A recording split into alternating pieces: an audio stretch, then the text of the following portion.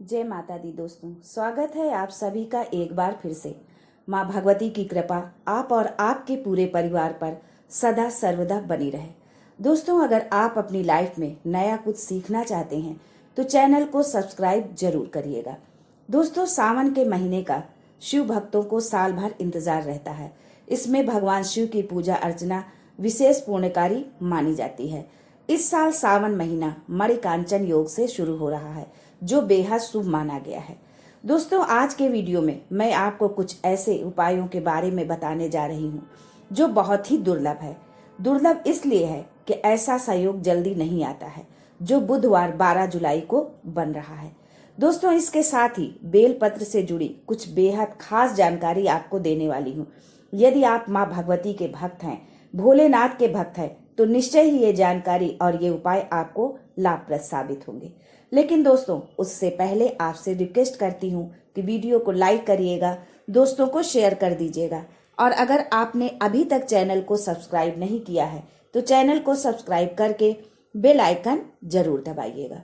दोस्तों, सावन मास में ये विशेष संयोग है कि बुधवार यानी 12 जुलाई को अष्टमी तिथि है, और ये कोई साधारण अष्टमी नहीं है। बुधवार को ही राधा अष्टमी, गौरी अष्टमी और दुर्वा अष्टमी भी है।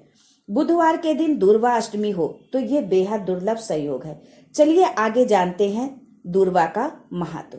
दुर्वा अष्टमी के दिन ही विघ्न विनाशक मंगलकारी भगवान गणेश जी ने एक राक्षस का संहार किया था, जिसका नाम था अनलासुर। क्रोध में आकर अनलासुर को गणेश जी निगल गए, लेकिन इसके बाद गणेश जी के पेट में जलन होने लगी। जलन को ठीक करने के लिए कश्यप ऋषि ने दुर्वा की 21 गांठ गणेश जी को खाने के लिए दी।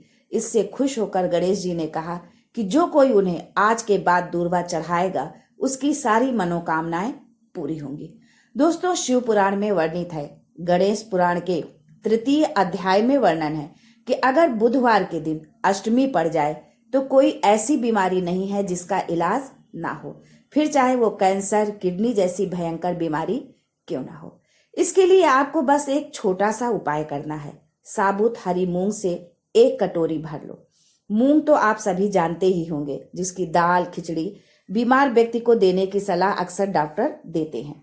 कटोरी में दाल भरकर उस पर 1 बट्टी गुड़ की रखना है, 5 बेलपत्र रखना है, और जिस व्यक्ति को बहुत भारी बीमारी हो, कैंसर जैसा भी रोग, किडनी, लीवर जो भी उसका खराब हो रहा हो, कोई भी तकलीफ हो, बस 1 कटोरी में मूंग लेकर उस गुड़ की 1 बट्टी रखकर और 5 बेल पत्र रखकर बुधवार को यानी 12 जुलाई को, उसी दिन राधा अष्टमी, दुर्वा अष्टमी और गौरी अष्टमी भी है, इस दिन 21 बार शरीर में से उतारकर सीधे हाथ यानी दाहिने हाथ में रखकर नाम गोत्र खुद का बोलकर भगवान गणेश जी से विनती कर अष्टमी तिथि के दिन, बुधवार के दिन जो बहुत समय के बाद पड़ रही है, उस कटोरी को आप गणेश जी के मंदिर में लेकर जाइए।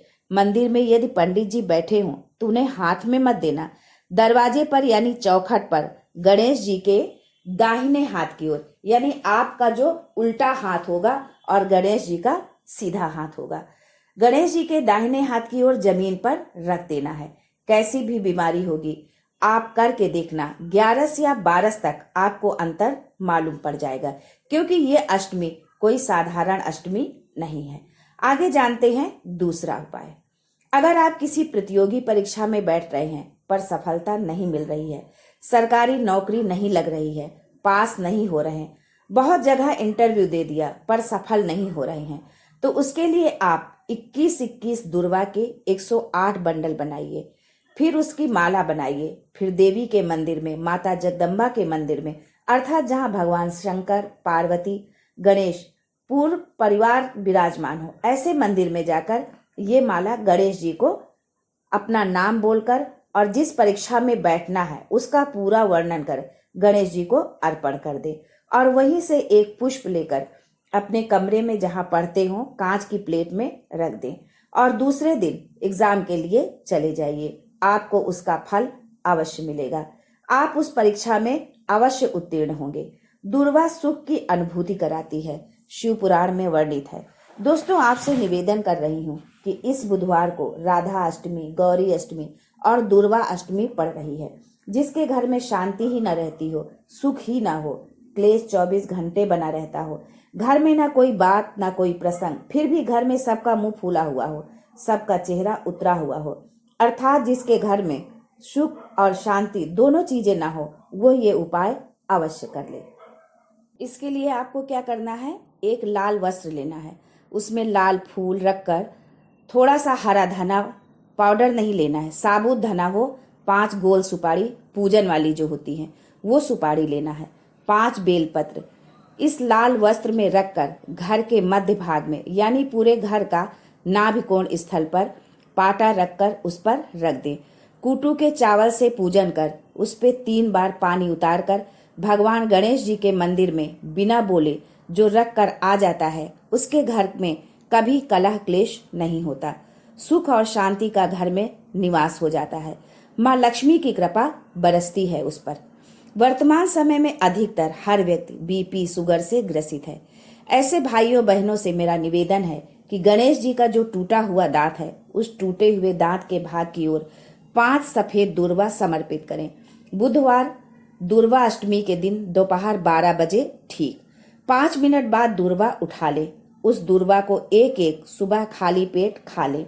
आपका शुगर और बीपी लेवल में मिलेगा। आपके पास जांच करने की मशीन हो तो अवश्य करिएगा। सफेद दूर्वा जलाशय, कुआं, बावड़ी पर मिल जाता है। दोस्तों, अगर पति पत्नी के बीच में दरार पड़ गई हो, यहाँ तक कि बात अदालत और तलाक तक पहुंच गई हो और दोनों को अगर दिल से जुड़ना है कि मुझे इसके साथ रहना है या उसको इसके साथ रहना है, तो ये आप उपाय अवश्य करें। दोस्तों, केवल आप बुधवार को अष्टमी के दिन भगवान शंकर का शिवलिंग बेलपत्री के पेड़ के नीचे बनाना, गोबर के गणेश जी बनाना और एक छोटी सी ढेली रख देना मिट्टी या गोबर की। इन तीनों स्वरूपों का आप पूजन प्रेम से अक्षत, रोली, पुष्प, धूप, दीप आदि के साथ में करना। तीनों पर कच्चा दूध, शहद, दही, शक्कर, ये तीनों पर आपको चढ़ाना है। पूजन करने के पश्चात लाल वस्त्र पर अपने हाथ का छापा बनाकर कामना करके कि हम पति पत्नी में कभी झगड़ा ना हो, प्रेम बढ़े, क्लेश ना हो, उस वस्त्र से उन मूर्तियों को ढांक देना है। पूजन करके घी का दिया लगाकर ढांक देना। चावल के 108 दाने लेकर एक एक चावल का दाना अपनी कामना करके उस वस्त्र पर डाल दीजिए। उस वस्त्र का चावल अपने ऊपर बाद में छिड़क लीजिए। मूर्तियों का पुनः पूजन करके विसर्जन कर दीजिए। अगर अदालत में तलाक का भी केस चल रहा है तो प्रेम बढ़ सकता है। दोस्तों, आगे जानते हैं बेलपत्र से जुड़ी ये खास जानकारी। यदि आप भगवान गणेश के और माता रानी के भक्त हैं तो कमेंट्स में जरूर लिखें, माँ गौरी जय गणेश। स्कंद पुराण के अनुसार एक बार माता पार्वती जब भ्रमण कर रही थी, तब उनके शरीर से पसीने की बूंद मंदराचल पर्वत पर गिर गई थी। उस पसीने के बूंद से पर्वत पर एक पेड़ की उत्पत्ति हुई और इस पेड़ को ही बेल वृक्ष के नाम से जाना गया। चूंकि इस पेड़ की उत्पत्ति माँ पार्वती के पसीने से हुई थी, इसलिए इस पेड़ में माँ पार्वती के सभी रूप वास करते हैं। बेल पेड़ की जड़ को गिरजा का स्वरूप माना गया है। वहीं इसके तनों में महेश्वरी और शाखाओं में दक्षिणायनी एवं बेल की पत्तियों में माँ पार्वती वास करती हैं। बेल के फलों में कात्यायनी, फूलों में गौरी का वास होता है। इन सभी स्वरूपों के अलावा माँ लक्ष्मी जी बेल के समस्त पेड़ में निवास करती हैं। मान्यता है कि बेलपत्र माँ पार्वती का प्रतिबिंब है, जिसके कारण ये भगवान शिव को बहुत प्रिय है। इसीलिए शिव जी मात्र बेलपत्र चढ़ाने से ही अपने भक्तों पर प्रसन्न हो जाते हैं। हिंदू धर्म में इस पेड़ का बहुत महत्व है। आप भी बेल पेड़ की पूजा कर माँ पार्वती के कृपा का पात्र बन सकते हैं। जो व्यक्ति किसी तीर्थ स्थान पर नहीं जा सकता है, अगर वो श्रावण मास में बिल्व के पेड़ के मूल भाग की पूजा करके उसमें जल अर्पित करे तो उसे सभी तीर्थों के दर्शन का पुण्य मिलता है। मान्यता है कि बेलपत्र के तीनों पत्ते त्रिनेत्र स्वरूप भगवान शिव के 3 नेत्रों को विशेष प्रिय हैं। बिल्व पत्र के पूजन से सभी पापों का नाश होता है। आज के लिए बस इतना ही। दोस्तों, मिलते हैं अगले वीडियो में। तब तक के लिए goodbye and thanks for watching my video.